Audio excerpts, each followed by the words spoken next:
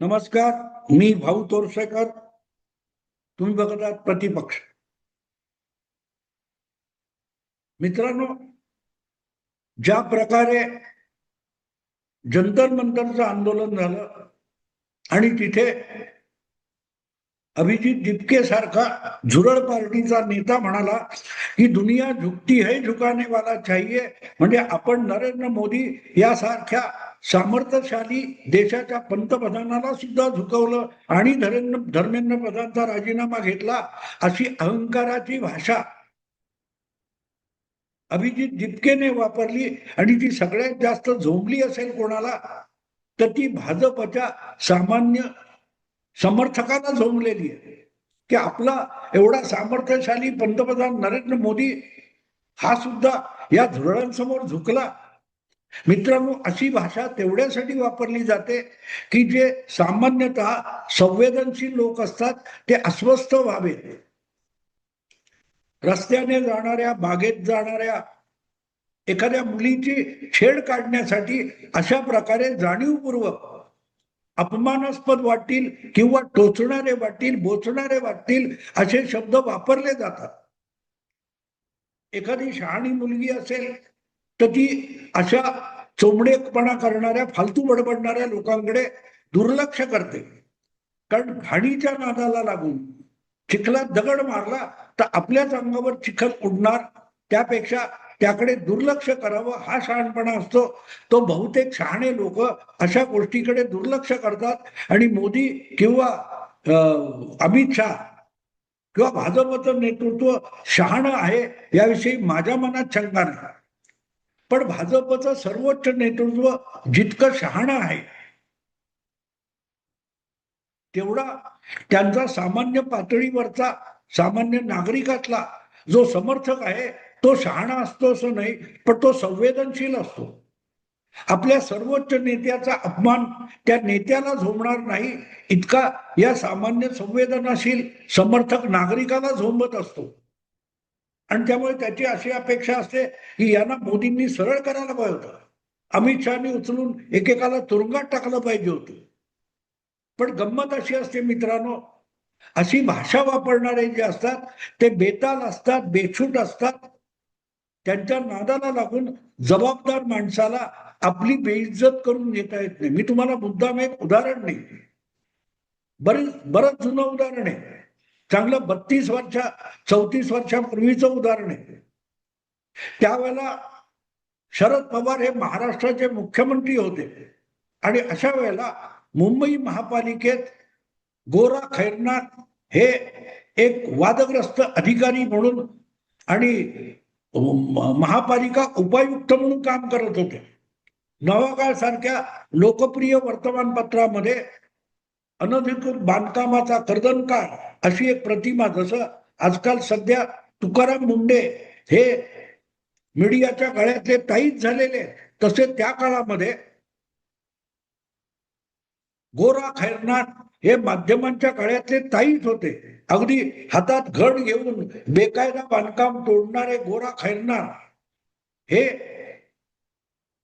नवाकाळमध्ये पहिल्या पानावर अर्ध पान बातमीमध्ये रंगवले जात होते. अशा वेळेला त्यांच्या प्रत्येक बेताल वक्तव्याला सुद्धा माध्यमातून प्रचंड प्रसिद्धी मिळत होती. अशा वेळेला अचानक गोरा खैरनार हे आपण फारच उजळ प्रतिमेचे आहोत हे दाखवण्यासाठी मुख्यमंत्रीपदी बसलेल्या शरद पवारांवर घसरले होते. मुंबईत बॉम्बस्फोट झाले 92 साली, 93 साली, 93च्या मार्च महिन्यामध्ये मुंबईत बॉम्बस्फोट झाले होते आणि त्याच्यावरून प्रचंड गदारोळ माजलेला होता. शरद पवारांकडे अनेकांनी बोटं दाखवली होती. आम्ही सुद्धा शरद पवारांवर सडकून टीका केली होती. पण आम्ही चिरकुट लोक, गोरा खैरनार म्हणजे महान, गोरा खैरनार बोलतील ते ब्रह्मवाक्य, असा जो काही प्रकार होता. त्यामुळे गोरा खैरनार यांनी एक बेछूट विधान तेव्हा केलं होतं, मुंबईच्या बॉम्बस्फोटामागे शरद पवारांचा हात आहे जे महाराष्ट्राचे मुख्यमंत्री होते. पहिली गोष्ट म्हणजे अशा प्रकारची बेताल सार्वजनिक आणि राजकीय वक्तव्य करण्याचा सार्वजनिक सेवेतला माणूस म्हणून, पब्लिक सर्वंट म्हणून गोरा खैरनार यांना कुठलाही अधिकार नव्हता. ज्या महाराष्ट्राची मुंबई राजधानी आहे आणि तिथे मुंबई महापालिका आहे, त्या महापालिकेचा एक वरिष्ठ अधिकारी असलेले खैरनार यांनी असलं विधान केल्यानंतर एक चर्चा सुरू झाली होती की त्यांच्या अधिकाराच्या आवाक्यात असा आरोप करणं येतं का म्हणून. आणि त्यामुळे तेव्हा मुंबई महापालिकेचे जे प्रमुख आयुक्त होते शरद काळे यांना अनेक पत्रकारांनी हा प्रश्न विचारला होता की गोरा खैरनार असं असं बेताल बोलले, तुम्ही त्यांच्यावर काही कारवाई करणार की नाही.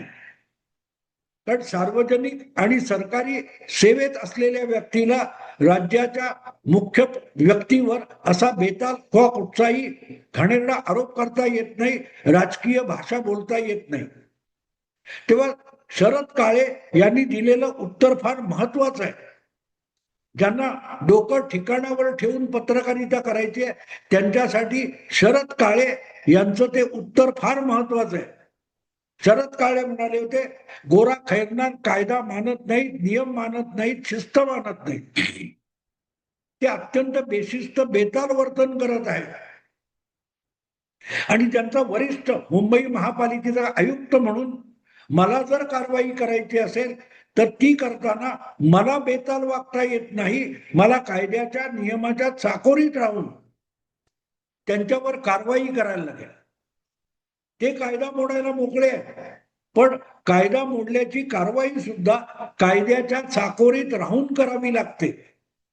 ही बाब जी त्यांनी सांगितली ही माझ्या मते अत्यंत महत्वाची आहे, अतिशय महत्वाची आहे. आणि म्हणून शरद पवार असो किंवा तुमचे शरद काळे आयुक्त असो हे जबाबदार होते आणि त्यामुळे आपल्याला जबाबदारीने वागलं पाहिजे. मला आठवतं त्यावेळेला छगन भुजबळ हे शरद पवारांच्या मंत्रिमंडळात मंत्री होते आणि मुंबईला हुतात्मा चौकात काँग्रेसच्या वतीने एक प्रचंड गोरा खैरनार विरोधी मोर्चा काढण्यात आला होता. मला ते आठवणीत एवढ्यासाठी आहे की शिंगोटे यांच्या मुंबई चौफेर नावाच्या सांज दैनिकाचं काम मी करत होतो आणि मी हेडिंग दिलं होतं, छगन भुजबळ यांच्या वक्तव्याची मी हेडलाईन केली होती मुंबई चौफेरमध्ये. शिवसेनेचा वाघ काँग्रेसच्या मोर्चात गुरगुरला. म्हणजे काय, छगन भुजबळ हे तेव्हा मंत्री होते आणि त्यांनी जाहीररित्या अशी प्रतिक्रिया व्यक्त केली होती, मी शिवसेनेत असतो आणि माझ्या पक्षप्रमुखाच्या विरोधात खैरनार यांनी असं बेताल वक्तव्य केलं असतं तर मी त्यांना जाहीररित्या जोड्याने मारलं असतं. पण भुजबळ बोलतायत ते समजून घ्या की मी सत्ताधारी पक्षात बसलोय, मंत्रिमंडळात आहे, सरकारमध्ये आहे आणि म्हणून मला कायद्यानी नियमांनी आवर घातलाय.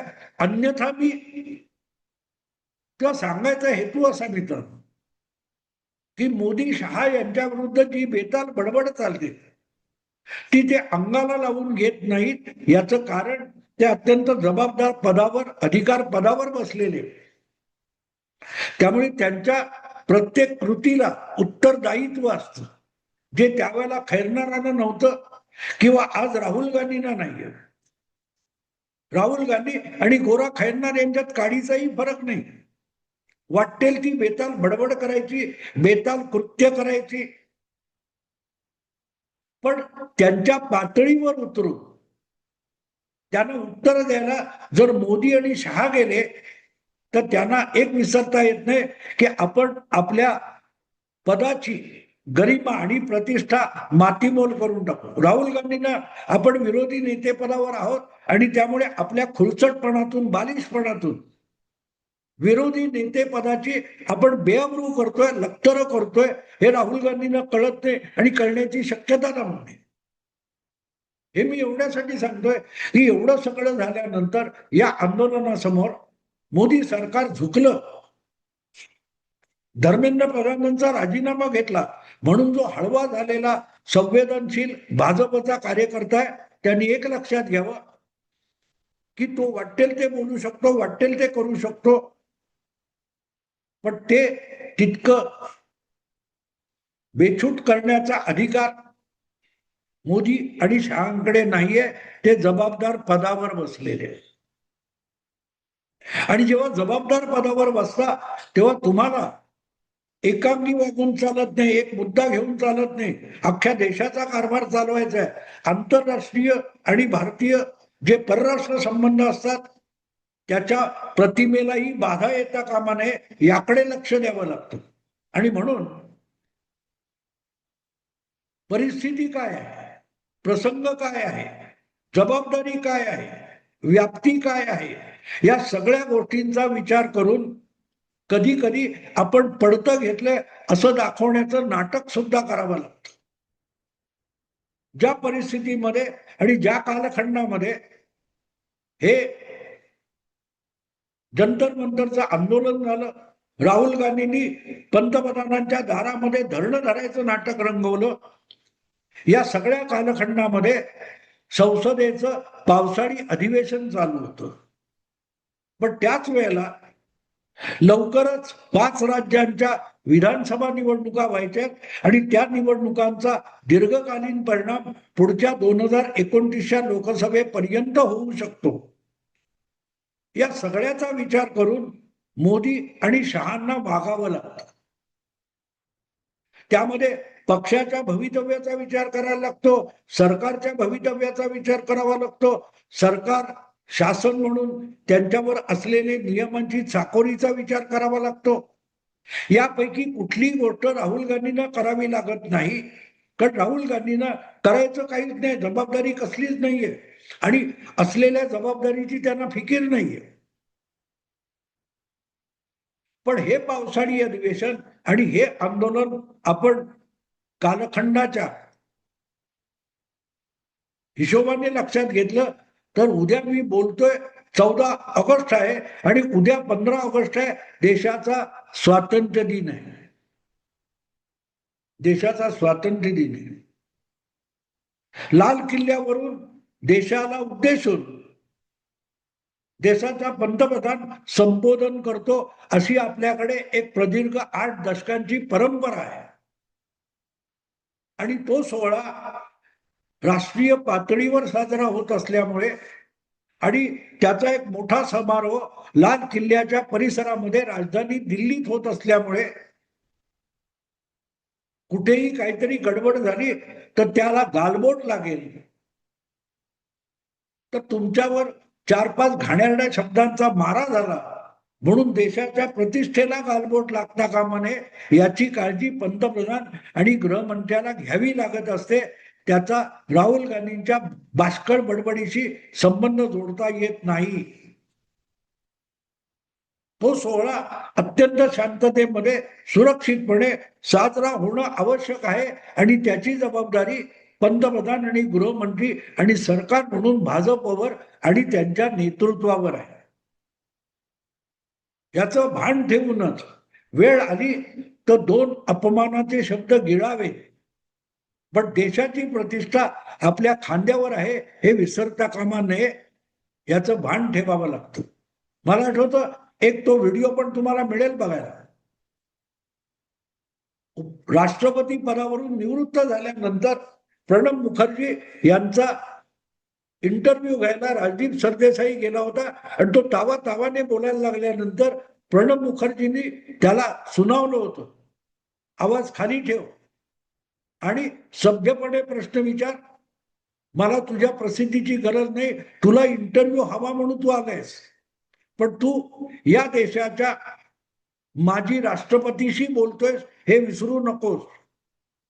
मी आज राष्ट्रपती नसलो तरी 5 वर्ष राष्ट्रपती होतो आणि माजी राष्ट्रपती म्हणून त्या पदाची बूज राखणं, प्रतिष्ठा कायम ठेवणं हे माझं निवृत्तीनंतरचं सुद्धा कर्तव्य आहे. जे कर्तव्य प्रणब मुखर्जींनी निवृत्तीनंतर सुद्धा सांगितलं, तीच गोष्ट आज त्या पदावर बसलेल्या प्रत्येक जबाबदार व्यक्तीला लागू होत असते. पण राहुल गांधी हे शेफारलेलं पोर आहे. किंवा 4 बातम्या छापून आल्या, सगळे कॅमेरे आपल्या मागे धावतात म्हटल्यानंतर भरकटलेला अभिजित दिपके, राहुल गांधी यांच्या बरोबर मोदींची तुलना होऊ शकत नाही. आपण म्हणतो ना, सूर्यावर थुंकलं तर येऊन तुमच्याच थोबाडावर पडतं, कारण सूर्य दूर आपल्या जागी सुरक्षित असतो. तिथपर्यंत पोहोचणं तुम्हाला शक्य नाही आणि सूर्यामध्ये जितकी आग आहे त्याच्यात तुम्ही राख रांगोळी पण म्हणून शिल्लक राहणार नाही, अशी परिस्थिती असते. तेव्हा सूर्याने काजव्यांसमोर टक्कर द्यायला यावं अशी अपेक्षा बाळगणं हा मूर्खपणा आहे. माझं भाजपच्या अशा हळव्या आणि संवेदनशील समर्थकांना आव्हान आहे की राहुल गांधींचा खुडेपणा आणि मोदींनी जबाबदारीने चालवलेला देश आणि कारभार याची तुलना करू नका. सोशल मीडियामध्ये काय हगूमुतू केलं जातं त्याच्याकडे बघू नका. दुर्लक्ष करता येत नसेल तर तिकडे ढुंकून बघू नका. देशाचा कारभार देश महत्वाचा असतो, व्यक्ती महत्वाची नसते. हे ओळखूनच पंतप्रधानपदी बसलेले नरेंद्र मोदी या सगळ्याकडे डोळेझाक करतात.